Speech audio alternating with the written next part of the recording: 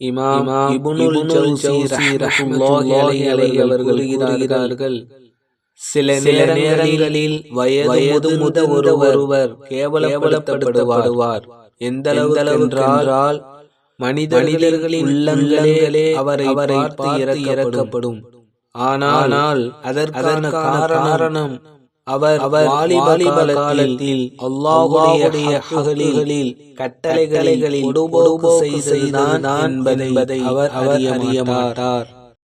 இமாம் கஸ்ஸாலி ரஹ்மத்துல்லாஹி அலைஹி அவர்கள் கூறினார்கள், மூவருடைய விஷயங்கள் ஆச்சரியமாக உள்ளன. ஒன்று, பணத்துக்கு பின்னால் ஓடுகின்றான், ஆனால் பணமோ அவனை விடுகின்றது. இரண்டு, தனது ரிஸ்கை பற்றி கவலையுடன் இருக்கின்றான், ஆனால் அவனுக்கு ரிஸ்க் கொடுப்பது அல்லாஹ்.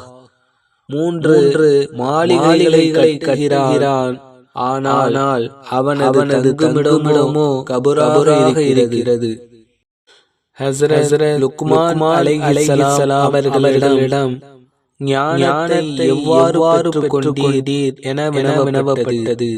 அதற்கு அவர்கள் உண்மையான பேச்சு, அமானிதத்தை நிறைவேற்றல், தேவையற்றதை விடுதல் என்பவற்றின் மூலம் என்றார்கள்.